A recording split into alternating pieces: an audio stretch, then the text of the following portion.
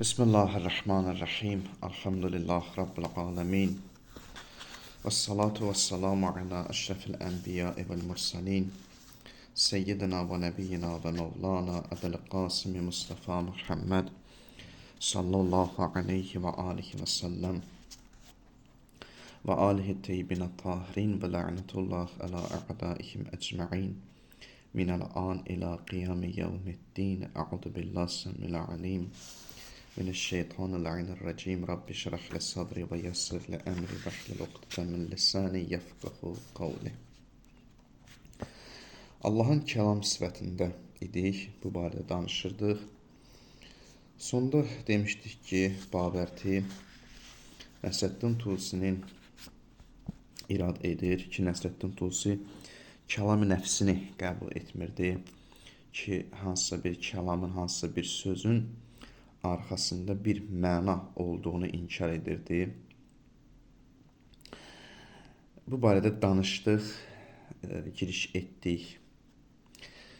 Babərti eyni zamanda Tusinin, ki Tusi deyirdi ki, kəlam nəfsi məsələsi ağıldan xaric bir şeydir. Yəni, kəlamın arxasında, kəlamın özünün olması, kəlamı nəfsi dedik ki, yenə bu mənadadır ki, xülasə etsək, müxtəlif cür demək olar, amma xülasə etsək budur ki, biri var söz, bir də var sözün bir həqiqəti, mənası. Sanki Allah o mənalardan istifadə edərək danışır.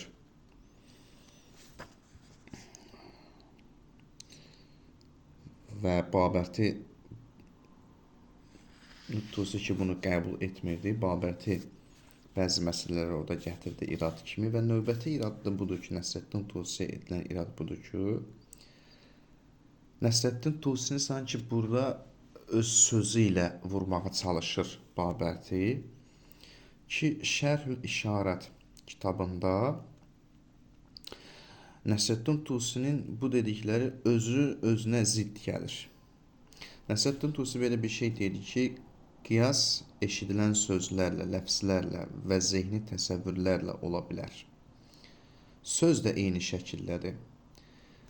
Eşidən söz, eşidən sözlü, deməli, eşidilən söz, eşidilən sözlü qiyasın, zehni sözdə zehni qiyasın bir formasıdır. Və doğru olan budur ki, sözün əqli olana, deməli, nisbəti həqiqət, ləfzli olana nisbəti isə əleyhinə dəlalət etdiyi üçün məcazidir demişdir. Bu sözün, Nəsrəddin Tusinin bu sözünü biz məzmununu tərcümə etdik, sözünü gətirir və bununla Nəsrəddin Tusini vurur. Deyir ki, çünki Nəsrəddin Tusi burada deyir ki, eşidilən şeylərin, eşidilən şey nədir? Yəni, kəlam, söz, ləfz. Deyir, zehni bir forması var. Çünki burada dedi ki, qiyas eşidilən sözlərlə və zehni təsəvvürlərlə ola bilər. Qiyas bir şeydir ki, mən onu açıqlamıram, qiyas yəqin ki, çoxunuz bilirsiniz nədir? Deyir, sözlərlə olur. Sən bir şeyi qiyas eləyəndə, müqayisə eləyəndə sözlərlə gətirirsən və zehni təsəvvürlərlə ola bilər. Birinci onu zehni olaraq mənasını təsəvvür edirsən, sonra onu sözlə ifadə edirsən. Və sonra deyir ki, eyni şəkildə də eşidilən söz, sözlü qiyasın, zehni söz də zehni qiyasın bir formasıdır. Çünki bu qiyasın özü də bir, deməli, eşidilən söz, eşidilən sözlü qiyasın, zehni söz də zehni qiyasın bir formasıdır. Yəni, eşidilən sözün özü də eşidən sözlü qiyasın bir formasıdır. Sən ki, burada gəlib deyirsən, qiyas bir sözlə olur, bir də təsəvvürlə olur. Elə bu sözün özü də qiyasın bir formasıdır. Bunu artıq etiraf etmiş olursan ki, deməli, sözün arxasında bir məna var. Sənin bu ifadələrlə bu anlaşılır ki, sözün zehni bir forması vardır.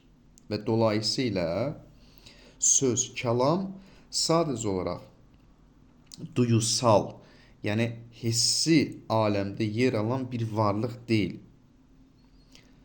Kəlam-ı nəfsi və yaxud da deməli, burada artıq bu mənə çıxır ki, kəlam-ı nəfsi və kəlam-ı ləfsi ağıldan kənar deyil. Yəni biri var dilində gətirdiyin sözlə və bir də ki onun mənası, təsəvvürü burada ziddiyyət təşkil etmir. Sənin bu sözündən belə çıxır.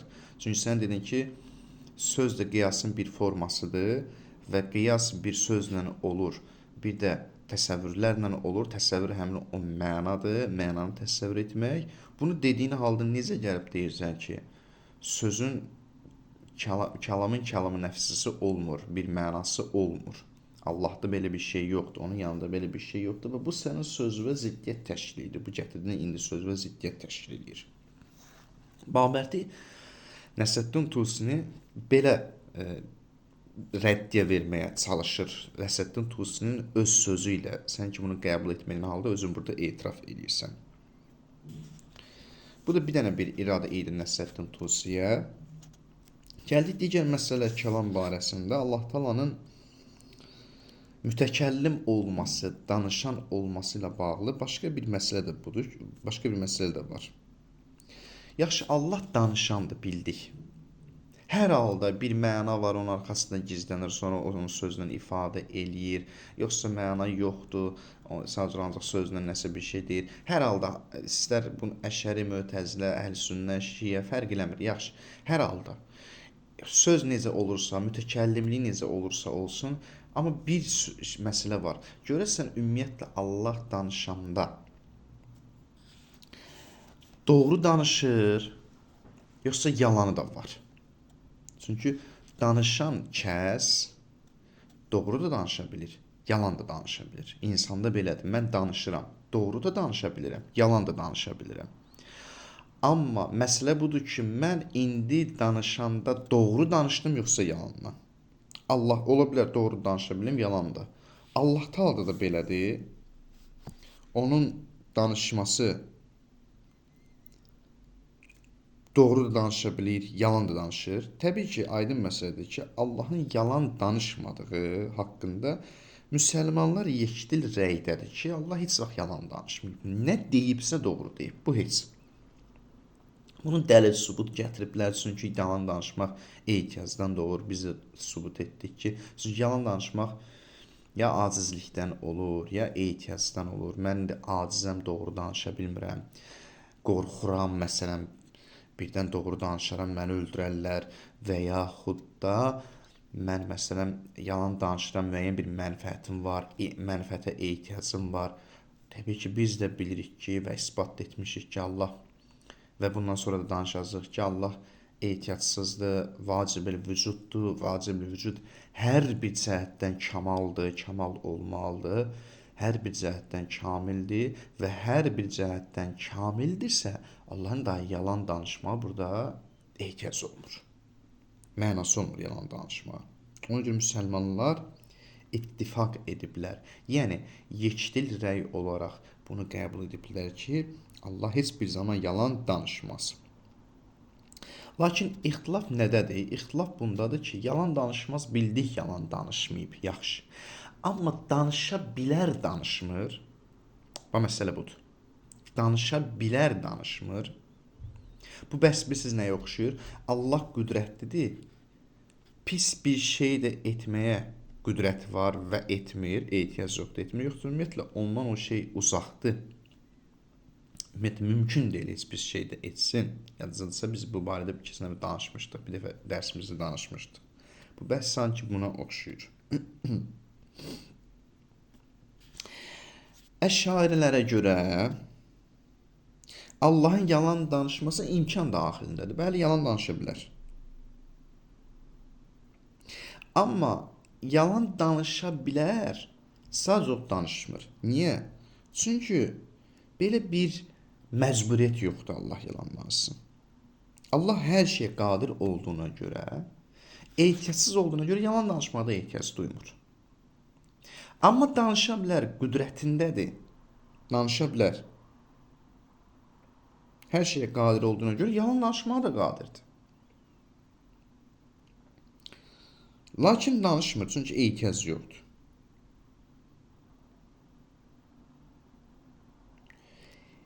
Yəni vacib deyil ki, Allah yalan danışa bilirsə, qüdrəti varsa, onu da o qüdrətdə tətbiq etməlidir. Xeyr, ehtiyac yoxdur. Tətbiq etsə deməli ehtiyac var.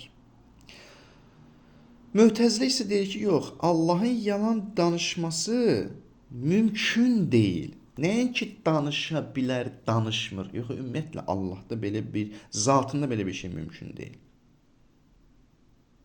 Heç danışmaq istəsə də danışa bilməz. Çünki onun zatından xaric bir şeydir. Mümkün deyil. Sanki bir misal deyim, naqis misal da olsa, elə bir ki, od. Od nəyisə dondura bilər, dondurmur və istilik verir. Yoxsa odun zatında dondurmaq yoxdur. Yox. Odun zatında o yoxdur. Odun zatında belə bir şey yoxdur. Olmadığına görə də dondura bilmir. Sanki nəyisə dondurmaq ondan uzaqdır. Allah'ta da bu cürdür. Mötəzilə görə təbii ki. Əşariyə görə yox. Dedi Əşarəni. Mötəzilə deyir ki, Allah yalan danışmaq ümumiyyətlə onda yoxdur. Onun deməli zatında belə bir şey yoxdur. Qəbih, pis bir iş nöqsanlı olduğu üçün Allahın zatında belə bir şey yoxdur. Yalan da nöqsandır.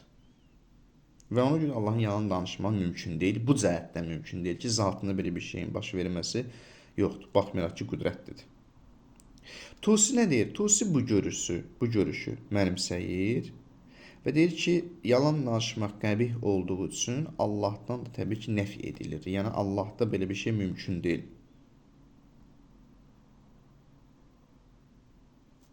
Və ona görə bu cəhətdən Allah doğru danışandır. Zatında belə bir şey yoxdur. Əlbəttə ki, Tusinin yadında qalan budur ki, deməli, biz demişdik ki, Tusi əslində qəbih bir iş görməsi baxımından qadirdir qəbih bir iş görməyə, qüdrəti var, amma görmür.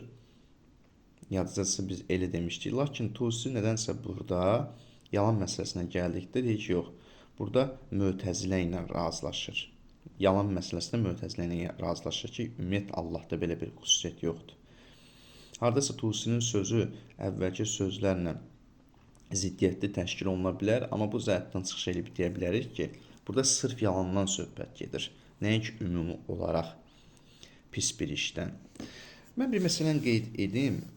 Ümumiyyətlə yadda saxlayın. Tusi belə deyir, o belə deyir. Bunu elə fürsət oldu mən danışım. Tusi belə deyir, o belə deyir. Tusi filan yerdə belə deyir, bu sözü ziddiyyət təşkil edə bilir. Bilirsiniz, təfsirlərdir bunlar, izahlardır, təfsirlərdir. Və Tusini təfsir edənlər bir nəfər deyil, iki nəfər deyil, nə qədər adamlar məsələn təfsir edir. Və Tusi bəzən görürsən ki, sözü ziddiyyətli təşkil oluna bilər, amma əslində ziddiyyətli deyil, ola bilsin, elə başa düşülür, başqa şeyi qəsd eləyir. Yəni Tusi də yaşamır ki, biz ondan soruşaq ki, burada sənin sözün dəyişib, əvvəlki belə idi, sonra dəyişdin, ziddiyyətli danışdın.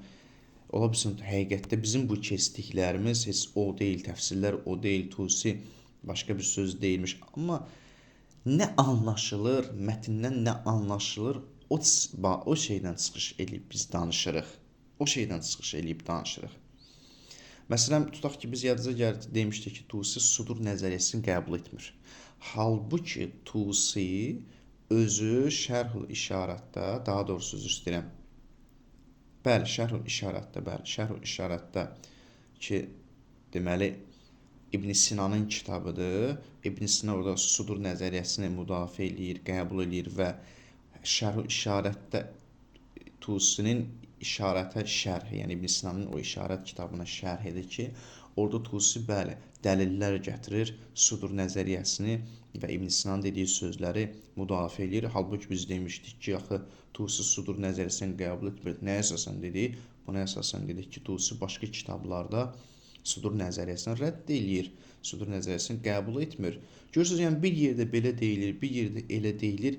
Yəni ola bilsin deyilsin ki, orada Şərhül İşarətdə müdafiə etməsi İbn Sina kimi çıxış edib müdafiə edir. İbn Sinanın demək istədikləri arqumentlərini açıqlayır, bəlkə o cəhətdəndir, amma halbuki özü qəbul etmir. Ola bilər ki, mən bir alimin sözünü məsələn deyirəm, danışıram və müdafiə edirəm, amma o demək deyil mən bunu qəbul edirəm.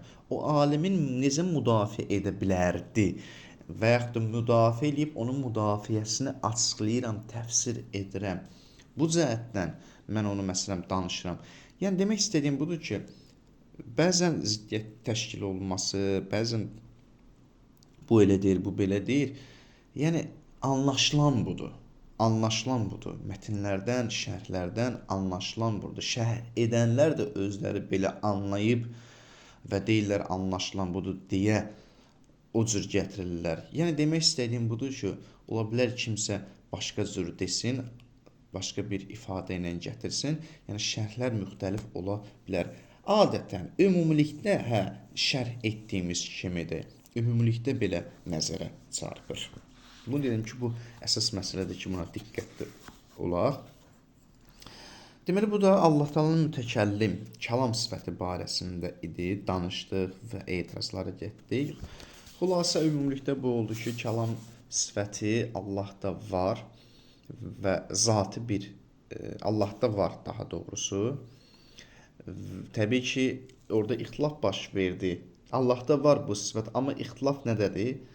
Bəzilər dedi ki, zatidir, bəzilər dedi ki, zatı deyil. Və Tusiyə qaldıqda, Tusi məsələn, bəzilər dedi ki, onun bir deməli kəlam-ı nəfsi var, bəzilər dedi yoxdur. Hər halda necə olursa olsun, kəlam sifəti var. Kəlam sifəti qəbul olundu. Əgər kəlam-ı nəfsi kimi qəbul olunsa, indi burada belə deyək, bu zati sifət yoxsa feili sifət kimi götürülür. Təbii ki, əgər desək ki, Allah danışandır və qüdrət sifəti kimi ayrıca bir sifətdir, kəlam nəfsidir, bir mənası var. Bu zati sifət kimi götürüləcək. Amma desək ki, yox, Allah ümumiyyətlə danışan deyil, onda danışma xüsusiyyəti yoxdur. O kiməsə sözünü çatdırmaq istəyəndə nələrisə danışdırır və bu artıq burada feili bir sifət kimi anlaşılır. Çünki kimləsə ikinci bir tərəf var. İkinci bir tərəf olduğuna görə feili sifət kimi anlaşıla bilər. Hər halda yəni ixtilaflar var bu barədə. Mən istəmirəm də yəni birbaşa deyim ki, belədir, bundan başqası deyil. İxtilaflar var, hər halda ixtilaflar var. Lakin qəbul olunan budur ki, belə Allahın kəlam sifəti var. İstər feili olsun, istər zat olsun, istər kəlam nəfsi olsun, istər kəlam nəfsi olmasın və s. Allahın digər sifəti isə bəqa sifətidir. Bəqa. Bəqa budur ki, yəni gələcəkdə onun baqi olması, həmişə daim qalması, bəqa qalmaqdır da yəni. Daim qalması, yox olmaması. Allahın bəqa sifəti budur ki, yəni Allah əzəldən var olduğundan, müəyyən bir zamanda yox idi, sonra var oldu, yox, həmişə var olduğundan və əbədi olaraq da var olacaq. Onun varlığı qalacaq, aradan getməyəcək. Onun qədim olması keçmişə müqayisədə olduğu kimi, baqi olması da, yəni qədimdən var olması, baqi olması da qalması, varlığın qalması, gələcəyə, deməli, gələcəyə nisbətdə, gələcəyə münasibətdə, müqayisədə bu cürdür ki, o gələcəkdə həmişə var olacaq, heç bir zaman yox ola bilməz. Heç bir zaman yox ola. Yox olub və bütün varlıqlar aradan gedəcək, belə bir şey ola bilməz. Allahın əzəli olduğunu, həmişə var olduğunu bütün müsəlmanlar qəbul edib. Və əbədi olduğunu da, həmişə baqi olacağını da bütün müsəlmanlar qəbul edib. Amma yenə də həmişə kimi bu sifətin hansı xüsusiyyətdə, təfsirində ixtilaflar baş vermişdir. Ümumiyyətlə bir məsələn qeyd edim ki, əgər bir varlıq yaranmayıbsa, əvvəldən varsa, bu hardasa əqli bir mühakimədir. əvvəldən varsa, yaranmayıbsa, həmişə var olubsa, gələcəkdə onun yox olması da qeyri-mümkündür.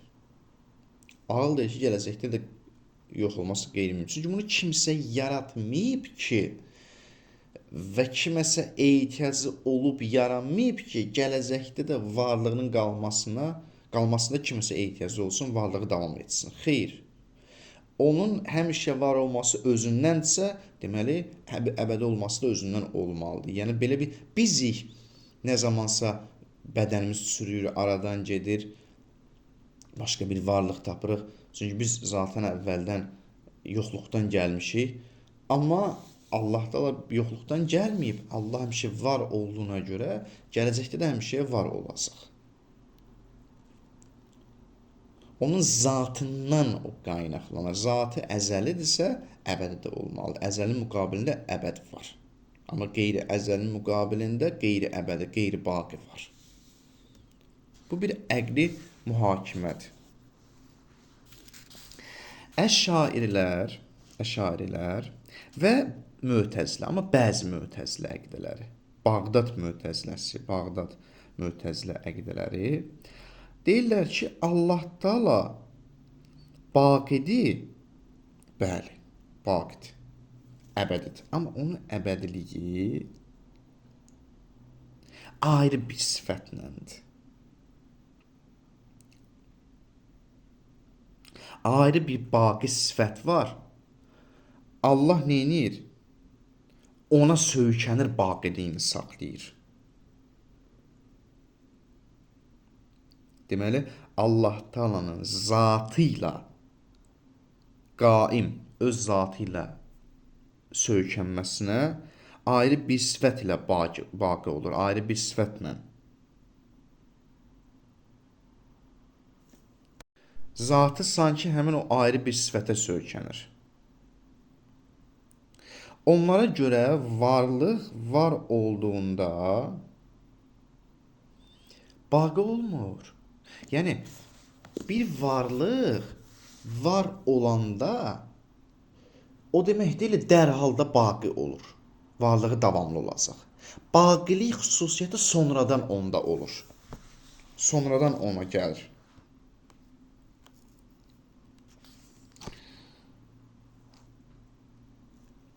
Və sanki deyirlər ki, Allah var idi, varlığı var idi.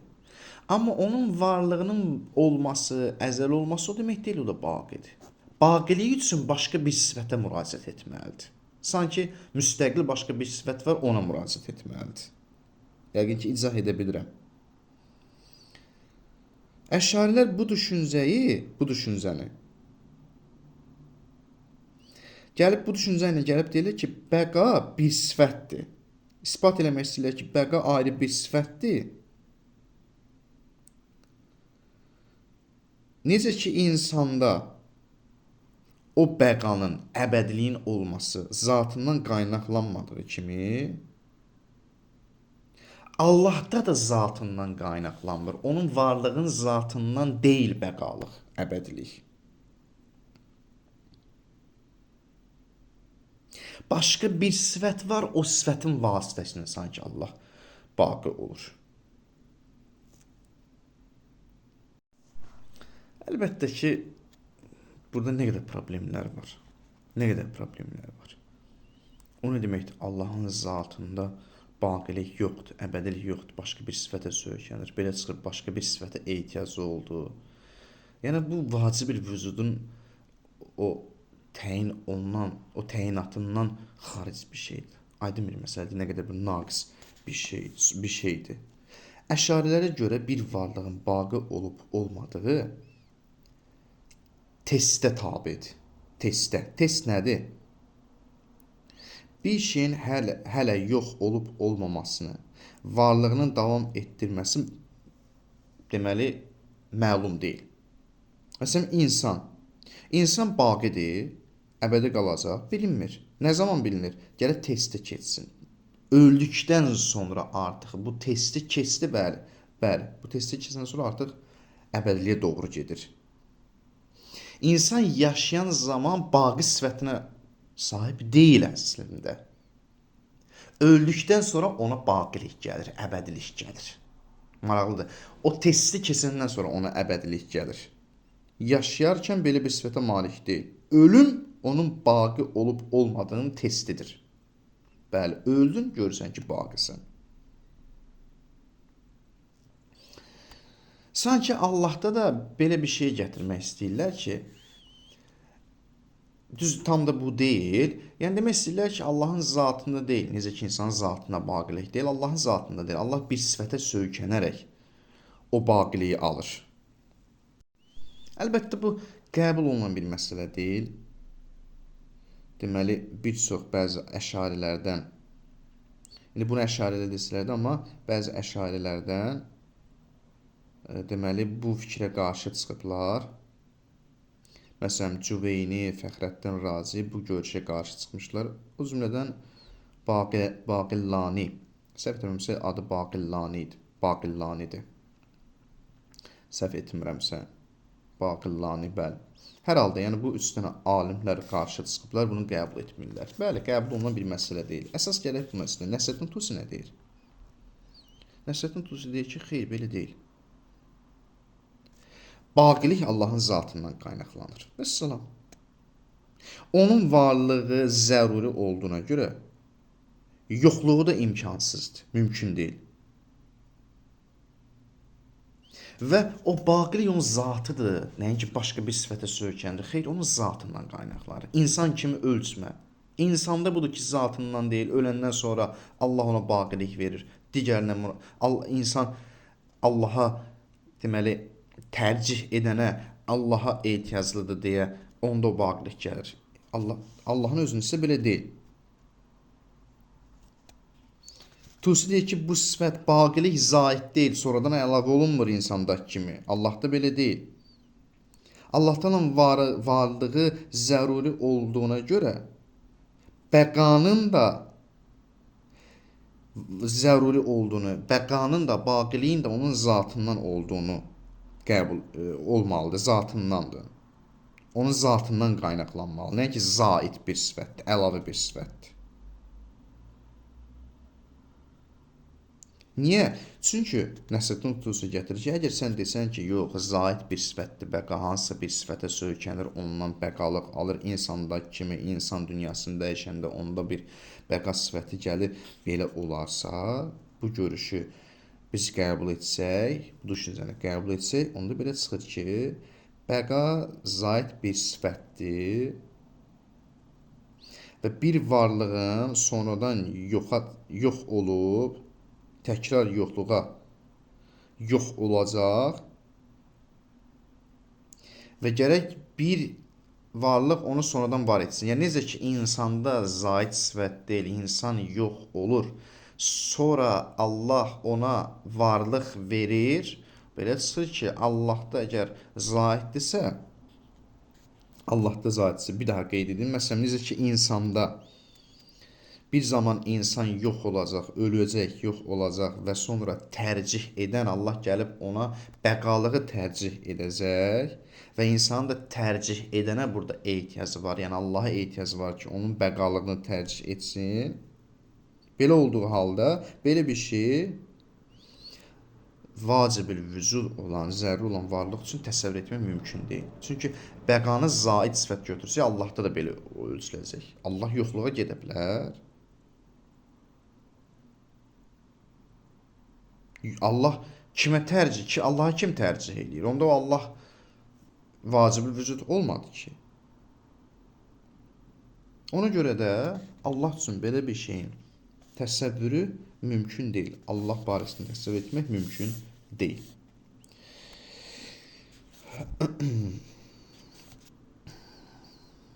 Sonra bir başqa məsələ var, onu qeyd edək. Qazi Beyzəvinin bir sözü var. O sözünü məzmununu oxuyaq. Qazi Beyzəvi deyir ki, Allah Taala barinin, bari yəni Allah Taala'nın bəqası haqqında, yəni onun baqi olması haqqında qəbul olunan düşüncə budur ki, onun barəsində yoxluq düşünülməməlidir.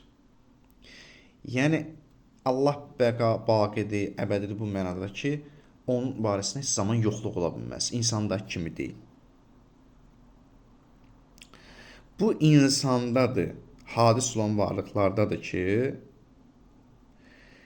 onlar yaradılır, bir zaman, ilk zamanda yaradılır, sonra varlığını davam etməsi üçün, daha çox davam etməsi üçün, əbədi olması üçün bir tərcih edənə ehtiyac duyulur.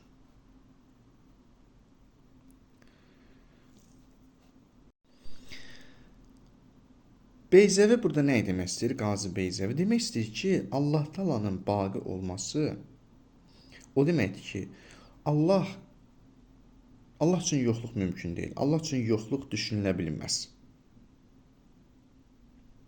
Amma burada yoxluğu düşünülə bilməzin mənası Allah üçün yəni budur ki, Allah üçün yoxluq imkansızdır. Və o deməkdir ki, yoxluq bəqanın, davamlılığın bir gərəyi deyil. Yəni belə deyil. Sən insanda kim gətirib insana bəqa sifətini vermək üçün deyirsən ki, insan birinci yox olmalıdır, sonra ona bəqalıq sifəti gəlməlidir, test olmalıdır. Yox. Bəqa, əbədilik, əbədiliyin olması o demək deyil, onun əvvəlində yoxluq gəlməlidir, sonra ona əbədilik verilməlidir. Yəni o əbədiliyin gərəyi yox, əvvəldə yoxluq olması deyil. Yəni bir şey barəsində yoxluğun düşünməmək, bir şey barəsində yoxluğu düşünməmək və yaxud ona imkansız olduğunu demək bəqanın bir gərəyi deyil. Mən bir daha qeyd edeyim, biraz çətindir bu. Biraz çətindir. Mən burada biraz səhv dedim. Bir daha qeyd edirəm. Baxın, diqqət edin. Qazi Beyzəvi demək istəyir ki, mən desən əksin dedim. Demək istəyir ki, ümumiyyətlə bu əbədilik var. Bir şeyin əbədi olmasının gərəyi, əvvəli bu demək deyil ki, əvvəldə ona yoxluq imkansız olsun. Yəni bir şey əbədi olması üçün o deməkdir ki, onda heç bir zaman o zaman bir varlığa biz əbədi varlıq deyə bilərik ki, onda yoxluq qeyri-mümkün olsun. Heç bir zaman onda yoxluq üz verməsin. O da Allahdır. Allahda deməli heç zaman yoxluq olmadığına görə əbədi odur. Deyir, yox, o cür deyil. Diqqət edin, o cür deyil. Demək istəyir ki, yox, ola bilər ki, bir varlığın əvvəli yoxluq olsun və ona baqi də deyə bilək sonradan. İnsanda kimi, insan yox olur. Bədəni çürüyür, amma sonradan əbəd olur. Baqilik sifəti gəlir. Yəni şərt deyil ki, baqilik sifətinin olması üçün heç bir zaman ona yoxluq üz verməsin. Xeyr, ola bilsin ki, yoxluq üz versin, amma yenə də baqidir. Qazi Beyzəvi bunu demək istəyir. Həmin bu insana aid məsələni gətirmək istəyir. Demək istəyir ki, ola bilər ki, bir varlıq baqi olsun, amma yoxluq da ona üz verə bilir. İnsanda kimi. Deməli, yoxluğu imkansız olmaq, bir varlıqda yoxluq imkansızdır və deməli odur. O imkansızdırsa odur, baqi deyil, yox. Bəqa odur ki, bəqalıq ümumiyyətlə nəyə bağlıdır? Bəqalıq, deməli, Qazi Beyzəvi burada həmin o Allahla insan arasında olan o bəqalığı aid etmək istəyir bir mənada.